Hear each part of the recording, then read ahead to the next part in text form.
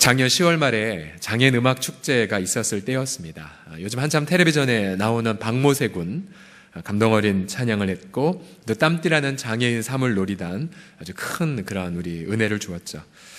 특별히 우리 교회 출신이면서 또 이 장애인 그 기관에 헌신된 가정들도 그 장애인 식구들과 함께 초대되어 기쁨의 시간을 가졌습니다.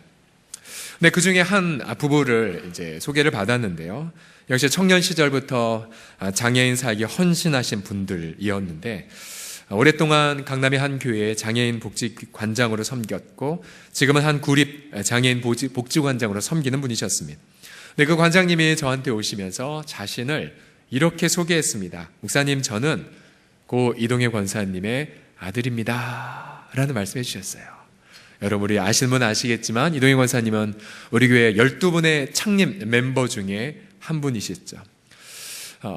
젊은 시절 퍽 힘든 그 나날을 보내셨지만, 그런 일평생 사시면서 많은 아들, 딸들을 양자로 삼아, 양녀로 삼아 믿음을 유산으로 나눠주신 분, 그죠? 그분이 장례식 날 그의 믿음의 아들, 딸들이 모여서 눈물과 함께 이 어머님 때문에 자신의 믿음을 유산으로 받았노라고 하며 그 간증한 것, 여러분 아직도 기억이 선명하죠.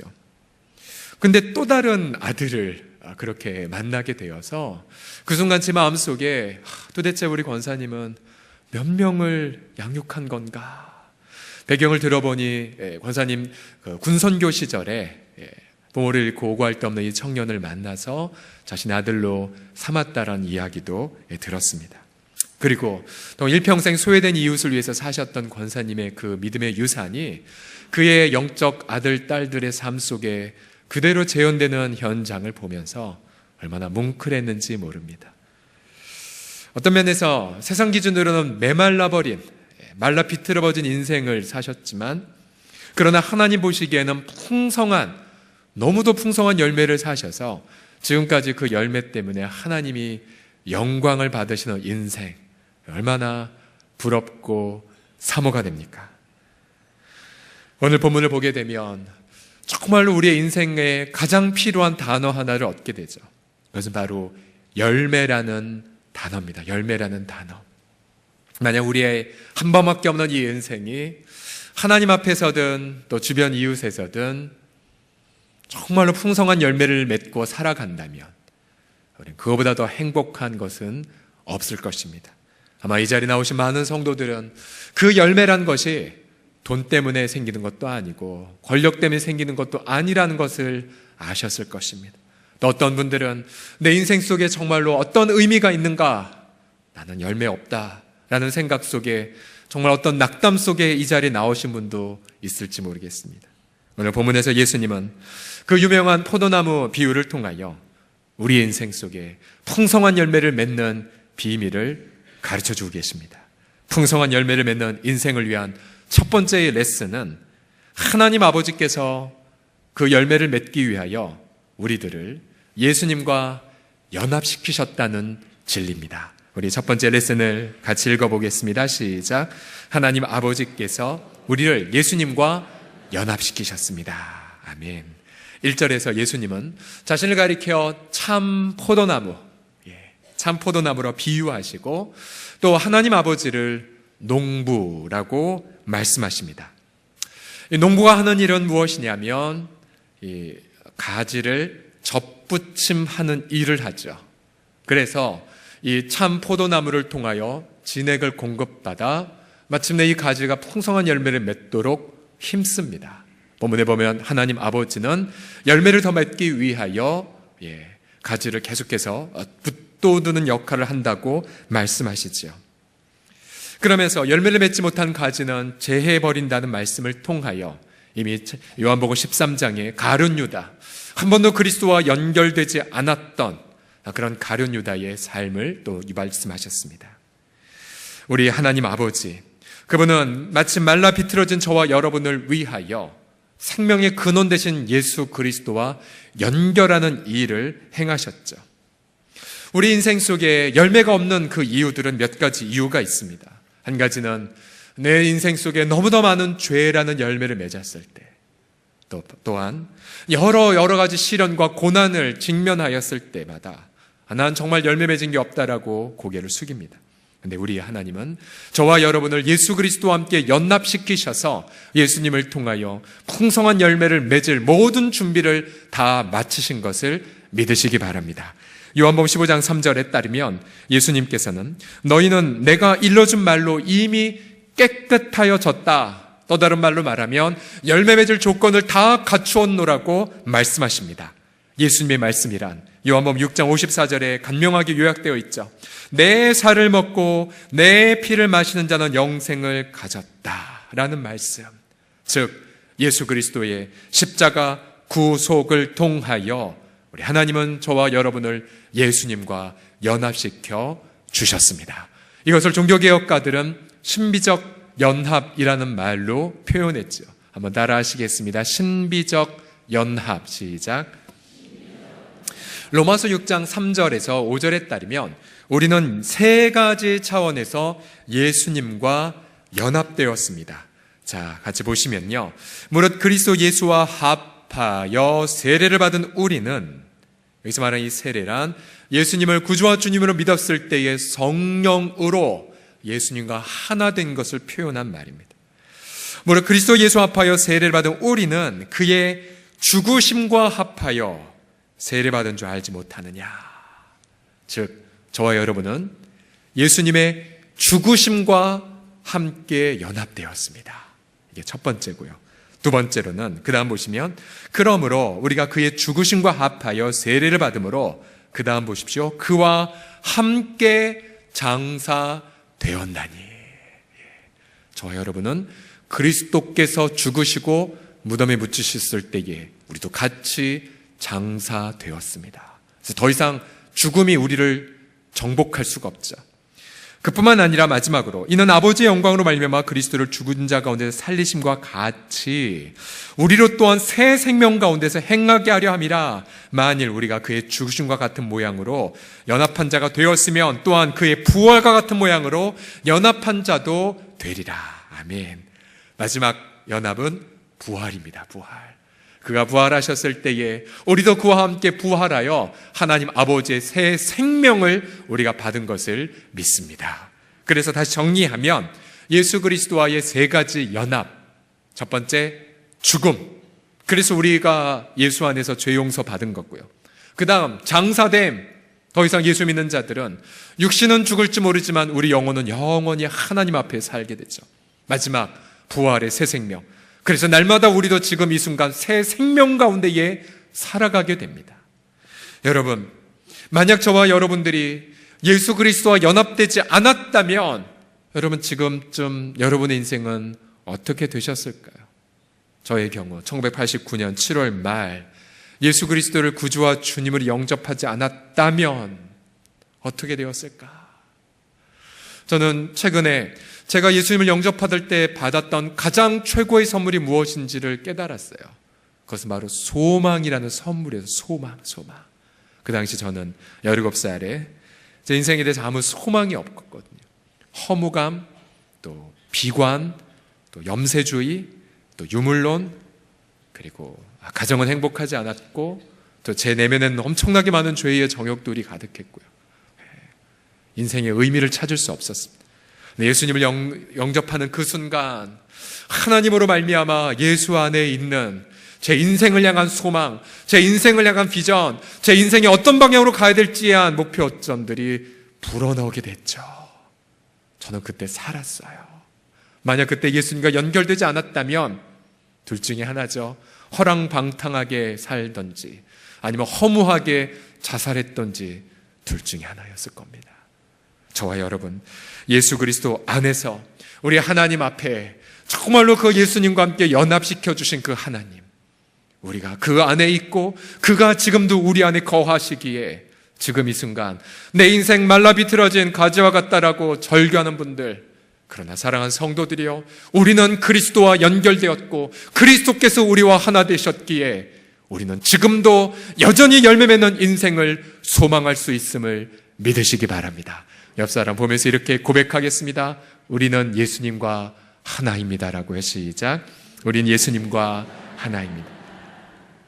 두 번째 레슨은, 풍성한 열매를 맺는 인생의 레슨은 예수님만이 풍성한 열매를 맺기 위한 원천이라는 사실입니다. 두 번째 레슨을 같이 읽어봅시다. 시작.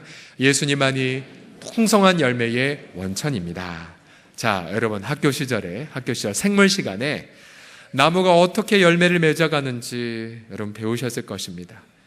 자, 나무에는 두 가지의 관들이 있다고 하는데요. 하나는 물관을 통하여 뿌리로부터 물을 공급받고요. 또 하나 혹시 뭐가 있는지 아십니까? 예, 채관. 공부를 열심히 하셨군요. 채관을 통해서 잎사귀에서 나뭇잎이 광합성을 하면 양분을 받아 이 채관을 통하여 나무에 역시 공급한답니다. 그럼 이 나무는 물관과 채관을 통해 이제 열매를 맺게 되는 거죠. 저와 여러분도 마찬가지입니다. 예수 그리스도, 그분은 우리에게 물관과 채관처럼 우리가 열매를 맺기에 필요한 모든 것들을 공급해 주시지요. 자, 우리 4절과 5절을 다 같이 읽어보겠습니다. 4절과 5절 시작. 내 안에 거하라, 나도 너희 안에 거하리라. 가지가 포도나무에 붙어있지 아니하면 스스로 열매를 맺을 수 없음 같이 너희도 내 안에 있지 아니하면 그러하리라. 나는 포도나무요 너희는 가지라. 그가 내 안에 내가 그 안에 거하면 사람이 열매를 많이 맺나니 나를 떠나서는 너희가 아무것도 할 수 없습니다. 아멘, 아멘. 예. 자, 우리는 예수님을 떠나서는 아무런 열매를 맺을 수 없습니다. 반대로 우리가 예수님 안에 있게 되면, 즉 예수님 안에 나의 생명의 원천으로 삼게 되면 예수님 말씀대로 많은 열매를 맺게 됩니다. 우리가 예수님 안에 거한다는 것을 어떻게 구체적으로 실천할 수 있을까요? 이것은 이러한 방식으로 표현할 수 있습니다. 기도를 통해서, 주님, 제가 이걸 하려는데 어떻게 해야 될까요? 주님 도와주세요. 주님 어떻게 보세요? 그래서 늘 언제나 주님과 함께 상의하고 주님을 의지하는 것, 사람이 아니라 주님 안에서 해답을 추구하는 것, 이것이 바로 주님 안에 거하는 거죠. 5절 하반절 말씀을 여러분 마음속에 각인하십시오. 5절 하반절만 다시 읽어보죠. 나를 떠나서는, 시작. 나를 떠나서는 너희가 아무것도 할 수 없습니다. 다시 한번 읽겠습니다. 시작. 나를 떠나서는 너희가 아무것도 할 수 없습니다. 그래서 과거에는 내 힘으로 사업도 하고 인생도 꾸려갔지만 이제 예수님을 믿고 나면 내 힘으로 할 수 있는 것은 아무것도 없다는 것을 깨닫습니다. 주님이 도와주시지 않으면 아무런 일도 일어나지 않습니다. 내 경험이 열매 맺지 못하고 내 머리, 내 지성도 열매 맺지 못합니다. 그래서 여러분, 끊임없이 우리가 나 자신을 부인해야 되는 이유가 무엇이냐면, 여러분, 저와 제 내면 속에 있는 우리 나는 어떤 자냐면 주님 없이 살려고 합니다. 주님을 떠나서 내 힘, 내 계획, 내 의지로만 살아가려고 해요. 그래서 주님으로부터 떠나서 나 홀로 열매를 맺는 나를 부인하고 십자가에 못 박고 예수 안에 사셔야 됩니다. 예수님만 신뢰하며 열매를 맺는 것, 이것이 바로 우리의 축복이죠. 교회 공동체에서 과연 우리는 무엇을 배웁니까? 교회는 세상처럼 목소리가 크거나 혹은 돈이 있거나 힘 있는 사람이 이끌어가지 않습니다. 오히려 교회는 이 모든 것을 다 부인하고 철저히 주님만을 의지하고 철저히 주님 앞에 기도하고, 그래서 모든 걸 하나님이 공급하시는 것을 간증하고, 그리고 주님만이 열매를 맺도록 힘쓰는 모임, 그래서 삶의 모든 환경 속에서 주님 안에 거하여 많은 열매를 맺는 것을 배워가는 공간이 바로 이 교회입니다. 대기업 건설회사에서 헌신적으로 일했던 한 직장인이 있었습니다. 이분은 공사기간이 부족해도 낮밤을 가리지 않고 회사를 위해 일했던 분이었습니다.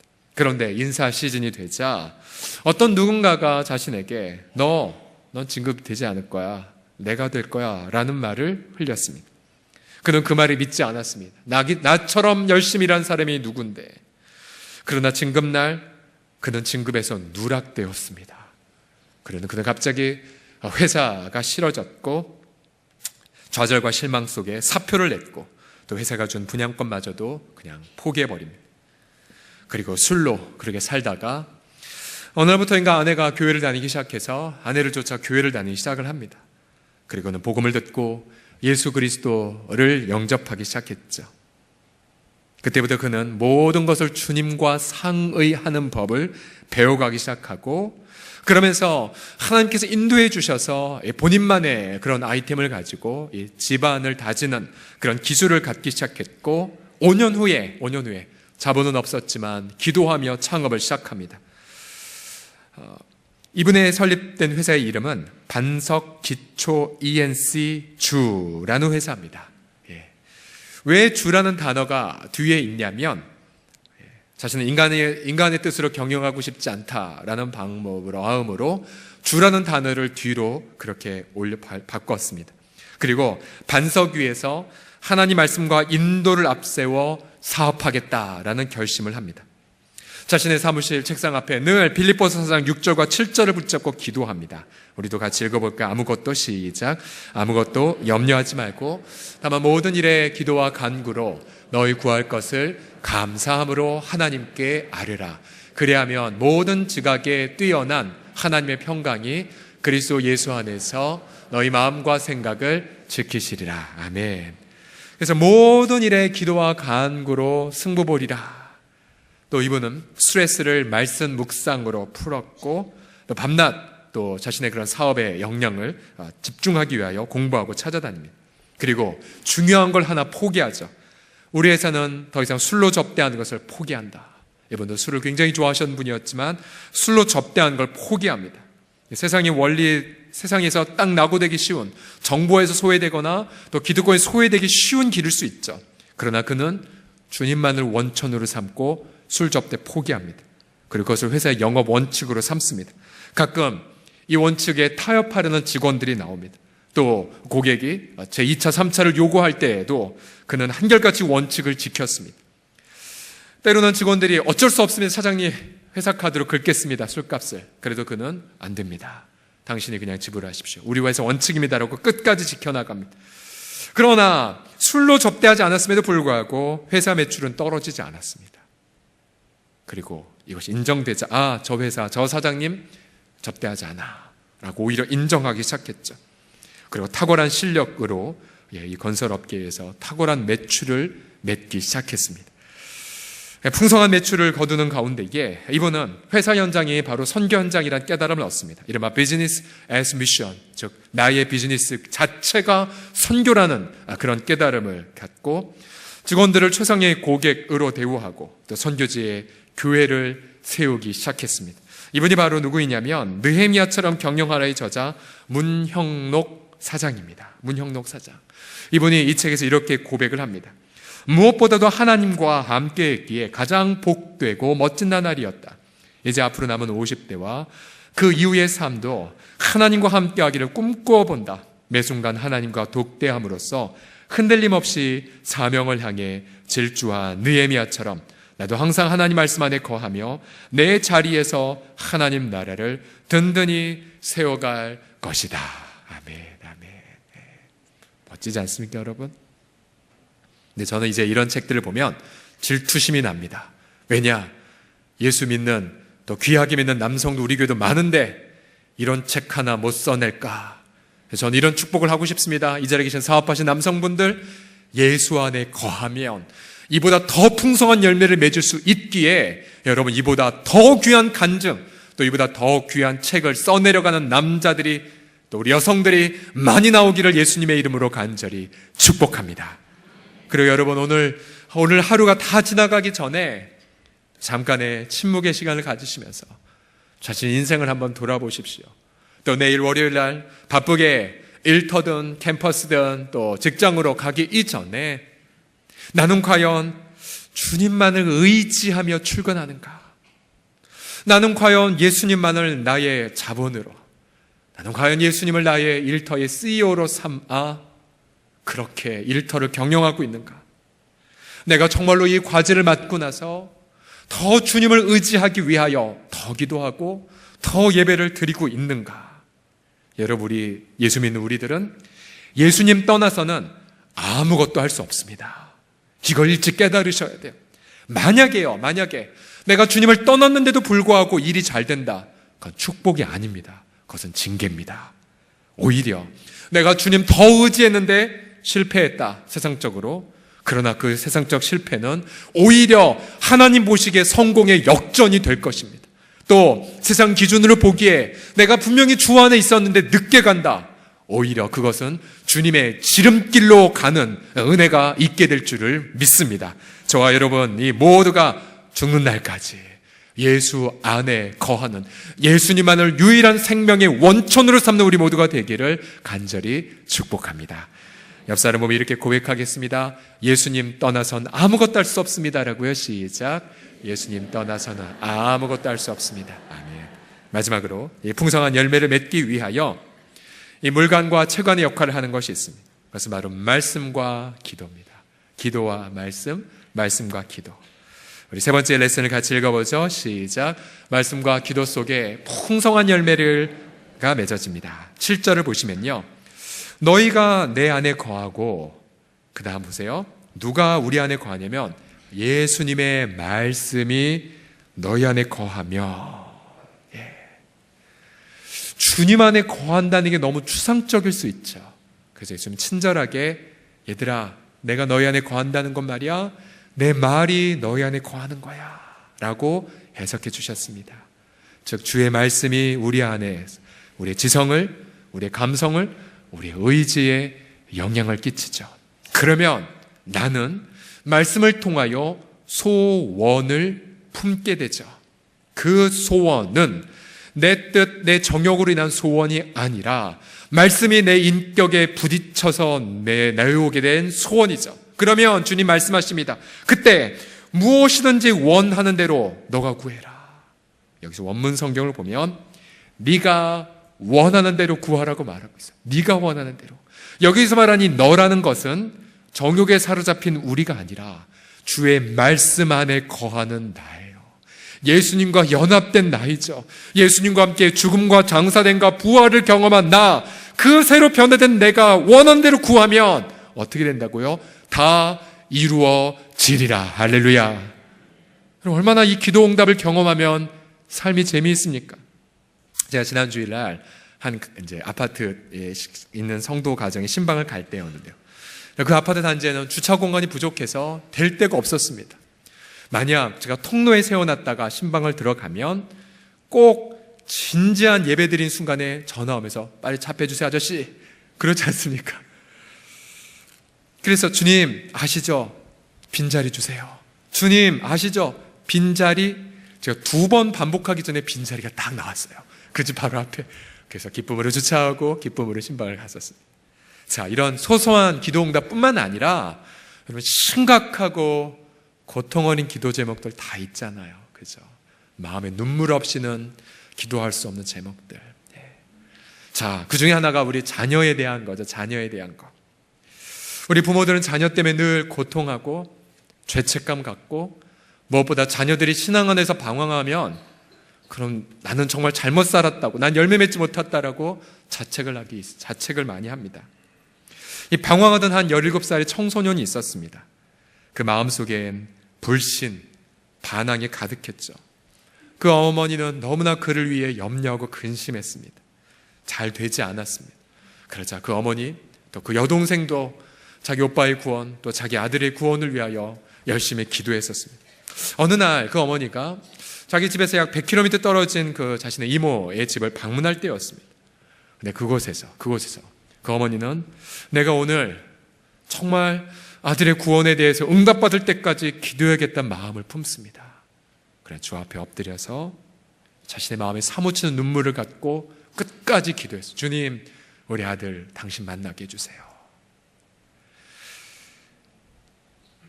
그래서 응답받기 전까지는 내가 이 집 나가지 않겠다고 결심하며 기도합니다. 여러분들 그런 적 있지 않습니까? 마음의 부담이 다 풀려질 때까지 주 앞에 머무는 것. 몇 시간 후 그 어머니가 부르짖자 마음의 평안함이 임했고 찬양이 흘러나왔습니다. 그런 어머님은 기도를 마쳤어요. 근데 바로 같은 그 시간에 100km 떨어져 있는 그 아들에게 무슨 일이 일어났을까요? 그 아들이 우연히 수만 많은 책이 있는 전시된 곳에서 책 하나를 발견합니다. 그리고 그 책에 이러한 문구에 눈이 띄입니다. 그리스도께서 완성하신 구속.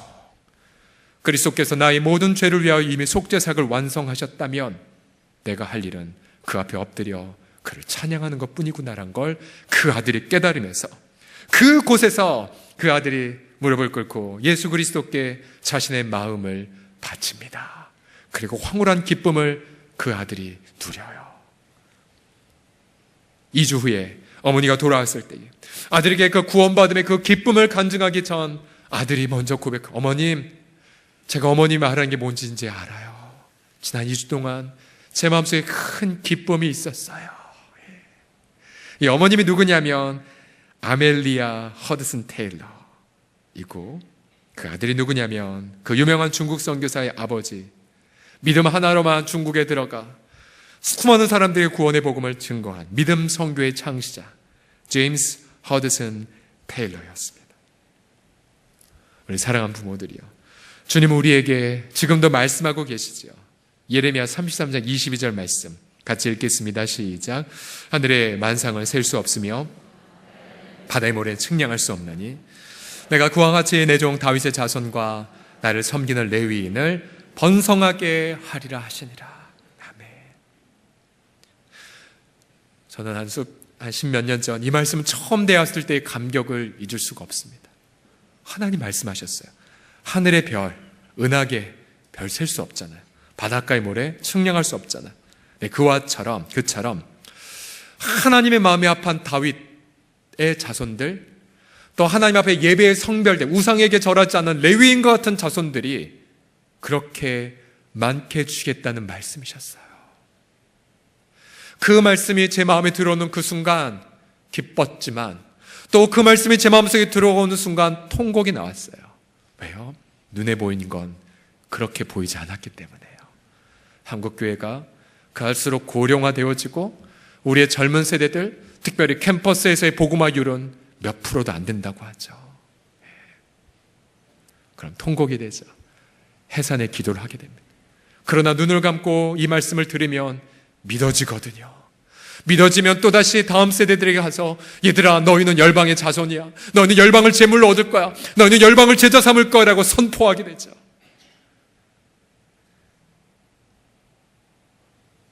내 말이 너희 안에 거하면 무엇이든지 원하는 대로 구하라. 그리하면 이루어지리라.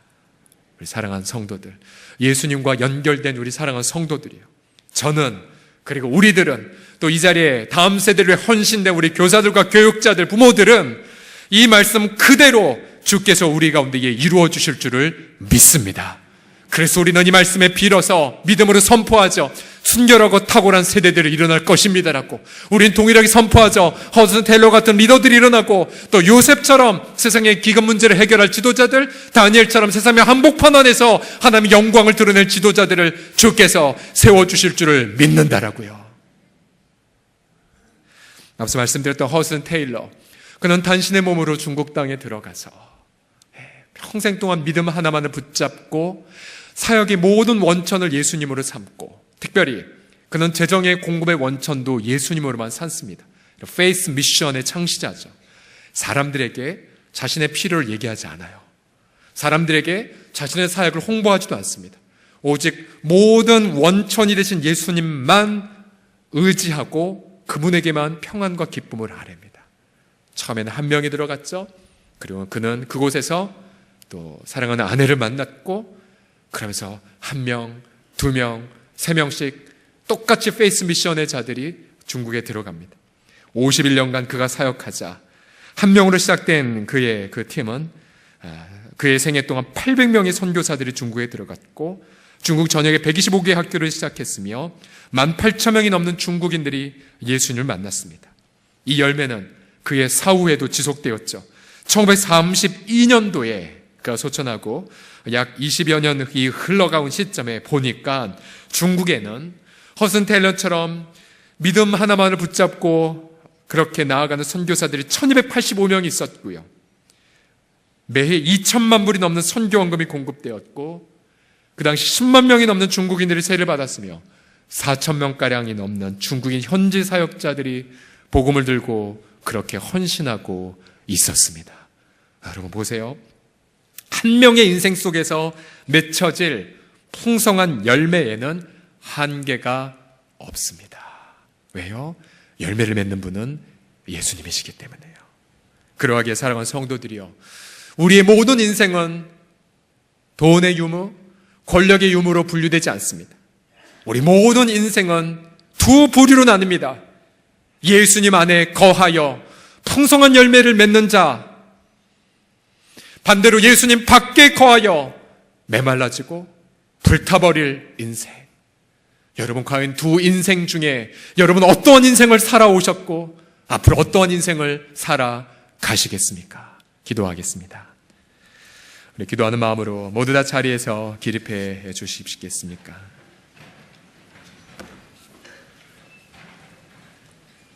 우리 함께 이 시간 마음의 손을 얹은 채 우리 같이 기도하죠.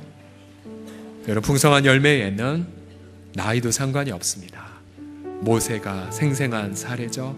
80이 넘었지만 내 인생 헛되다라고 탄식했지만 예수님과 연결되자 그는 상상할 수 없는 열매를 맺었습니다. 돈과도 관계가 없습니다. 돈은 하나님이 움직이실 뿐 돈에 열매 맺는 것이 제한되지 않죠. 학식도 당연하죠. 우리가 많이 배웠던 많이 배웠지 않았던 중요한 건 영원한 지혜 되신 예수님과 연결되어 있는가. 여성도 노약자도 장애인도 상관없습니다.